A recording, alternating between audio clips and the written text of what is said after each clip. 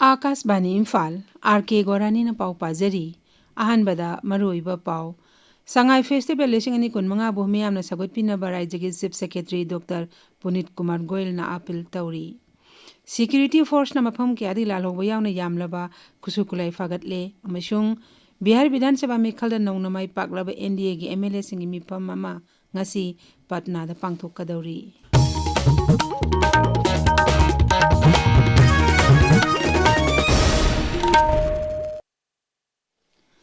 Tha masigi kun mathodi kun thra paw pangthok kadoriba Sangai Festival lising ani kun manga bu miyam na sagot pinabara Executive Secretary Dr. Punit Kumar Goyal na apil tauri Chief Secretary nangrang numidang thadorok pachero lamada hai Sangai Festival asida Manipuri ina kolaba kala Sanskriti kaya utkadauri bani Festival asina raija asigi senmelon hingat hanbada lam koifam sem hena khanghanba narol singda sakti pibe hingat hanba masong kanglup masel ge marakta nungsi chane mari hengat hanbada sauna mating oigadauri bani naramaduna Manipur gi miyam akhanana lanjanarak IDP sing amadi mai leinaba stakeholder khudikmana festival asibo sagot piduna mai pakna hona minase haina Chief Secretary na makhata na apil tauri Security Force na sing amasung tapakis tongan ba mafam singda tiba hombu thabak leptana chathari mafam kyadi lalhoba amadi kusukala kyamron phagat kre Police ki paun hai Raja Police ki apan bakangbo amna Bishnupur jila ki malum makha lekai digi aina thingkrapla holob RPA PLA gi me ama fare farbe me edu kaksing jila gi wawgai mayai lekai digi ni me edu dagi mobile phone ahum Aadhaar card ama gari achowa ama amadi sel oina lupa lakh ahum lising kun manga fagat ki Security Force na lokol pa special tharangi makha tana lalolo asi me amasu Kaibul lamjaw police station gi manung zanba Kaibul awang thana lairakta leima masagi mayumdagi faki Security Force upon bakangmo amanasu langol leba baragi ka amadagi aina tingkrabla lolup KCP nongden khomagi mi amasu phaki pharba mi edu Bishnupur jilagi kainen phabi mamang lekai dagi ne hairi Kakching jilagi ki Kakching police station konba kharungpat maring Buffalo Farm gi akoibada thiba hombagi thabak chathabada lotuna thamlamba yamlaba kusukulai sing suphagat ki pharba khulai sing adi manungda ahangba magazine yawba AK rifle ama single barrel ama bolt action single barrel ama ahangba magazine ga loinaba pistol ama maru ani yawba magazine ga loinaba pistol ama hand set ama tear smoke grenade ama tear smoke shell ahum wire yawba detonator manga ideal explosive taret kit launching ama yawna polum kya phagat ki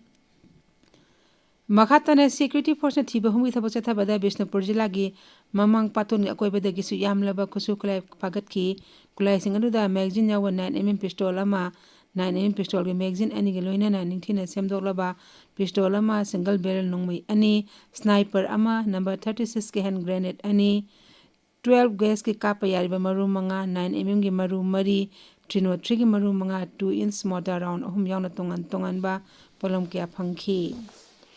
Nakal amaromda Raja Police na mayai kabadra ki mayok ta changchilak pa khongjang gi saruk amo ina ngarang Churachandpur jila gi likhai khuldagi myoy ahum heroin powder na singnaba polom kilogram ama henbaga kona na fare farba myoy singadu jila singba ki singat khaujing amasung boljol khuldagi ni makhoina tongan ba sapon ke marfudra tarukta gari inda purambadagi polom singadu Security Force na phakibani Thas ki tara tareta su Security Force na ngui kusum oil pamanak tagi myoy ani heroin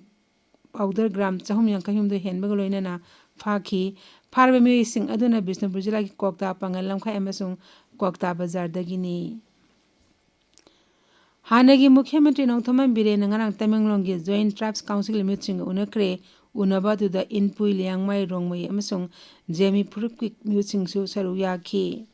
Unabadudha handak raja thakta pangthokadaba Orange Festival ni matangda sem saba amadi kari thabak tharomsing paket payabagi hebagi matangda kumna khanaki maduda siri birena council gi lusing basingna halamda masige na chanebi amadi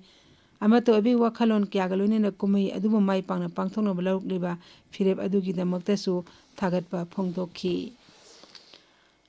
Sangai amasung Kaibul National Park ki matangda mahairoi singbo mapung phana Kanganabagi pandamda nongmagi oiba khananenaba mifam ama ngarang moirang Advanced Intermediate College ta pangthokre Sangai First Foundation sinna pangthokpa tharom maduda quiz competition amasu pangthokhi Puna Mahiro Yankayomdoina Charuk Yakiba, Sangdamnaba Adugi Makong Mathang Taraba Mahiro Singbo, December Tarada Pangtokadaba, Sangai Numit Palan Tharumda, Mana Piduna Puning Thawat Kani. Loinana, Sangai First Foundation Manipuri Trustee Members Oiriba Environmentalist Dr. K.I. Samungong Iba, Sangai M. Akoi Bigi Piba Haina Mingtonba, Larikaya Amasu College Ki, Library the Kusinaki. Tabi Riba Pawasi, Akas Bani, Imphal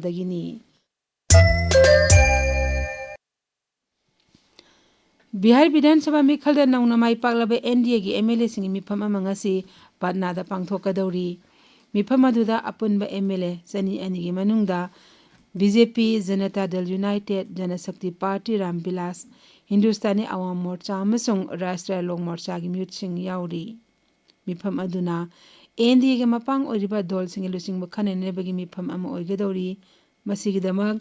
BJP Parliamentary Board na Uttar Pradesh ki Upa Mukhyamantri Keshav Prasad Maurya bu BJP ki legislature party ki lusing basingi observer oina hawkre. Masigi mathakta kendra gi mantri Arjun Ram Meghwal amsu hanagi kendra gi mantri Sadbi Niranjan Jyoti bu ko observer oina hawkre. Anoba mantri mandal sagol senimita Patna gi Gandhi Maidana wasak lawgani wasak lawbagi tharumadu da Pradhan Mantri Narendra Modi amasung NDA gi makong tongma lusing basing Saruk Yaraba Yai. Ngasi Pongma Pause Simaru Pausing the Mahauzik, Mangsatabam Premananda Leire, Premananda. Tagatari Gorani Sangai Festival Gimayokta IDP Sina Sangsanba, Kongjang Miyamna Sagat Piu Haiba Kokomigi Wafum, Senior Account Officer Ama, Senzatumzaga Marilena, CVI na Fakiba Amadi, Sarkarna Lamdam Asida, Cooperative Ki Kongjang Henama Pangal Kahanaba, Fondokiwa Wafumna, Ngasi Pongma Pause Singimaru Pau Oiri. November Kunmathoida, Manipur Miyam na Sintha Lepiu, Wakan from Fambiu Haiba, Kokomigi Wafum Galoinana, Festival Gi, Kaitok Deva sent from IDP da Tadabada, Gayam Kaibagi Haina. Sana Lebak Pause da Ahan headline Tori, Amaramda Sarkarna Sangai Festival Gi Wari Sanaba, Hairak Bada Kokomina, Saruk Yaroi Haina, Pakumpi Kre Haiba, Committee Convener, Gi Wafum Ponafongi, Ahanba Lamai the Fongli, Pawasi, Ganfu Melsu Ahanba Lamai the Fongli. Sangai Festival gi mayokta Kongjang Changsinaba Kokomina Lauthokiba gi Pawasi Naharol gi Thodang Sangai Express ki edition animak Huyanlan Pau Manipur Mail amadi Tamilong Times tasu ahanba lamaida Fongli. Senior Account Officer ama Sinza Thumzaga Mari Leinana CVI na Fagat Khebgi Pawasi Pongnafam Sangai Express ki edition animak People's Chronicle Huyanlan Pau dasu Maroyo Pau oina ahanba lamaida Fongli. Sana lebakta International Year of Cooperative Kimi from Pangthokre, Chaukhatpa Khunai ama ohenbada cooperative sector gi thodang chawi haina ani shube headline tori policy ayamba policy singdasu ahan balamaida headline tongnari Pongnafamda Governor yauna Indo-Myanmar border fencing gi matangda khanakre haiba pau amasu Sangai Express Manipuri edition gi ahan balamaida fongli cooperative movement gi pangal kalhansi haiba Rajipal Ajay Kumar Bhala gi wafam Pongnafamda ahan headline tori People's Chronicle da Sangai Festival asi Landam asida Santi amasung Semitlon da ahongba puraknabani haiba Chief Secretary gi wafam ahan be headline tawri Naharol gi thodang da ising ichauna mangan takhan khraba lofam singi lomi singna fasal bima yojana gi kanaba lobo yargani haiba mantralay gi wafam ani sube headline tawri Huyelan pauda miyamna ichau mayona khibadu Thawal Dam gi thong Hangbadagira Haibadu Inquiry Committee Semduna Tizinaba High Court na Kangan Kre Haiba Pau ani shube headline Togduna Fongli.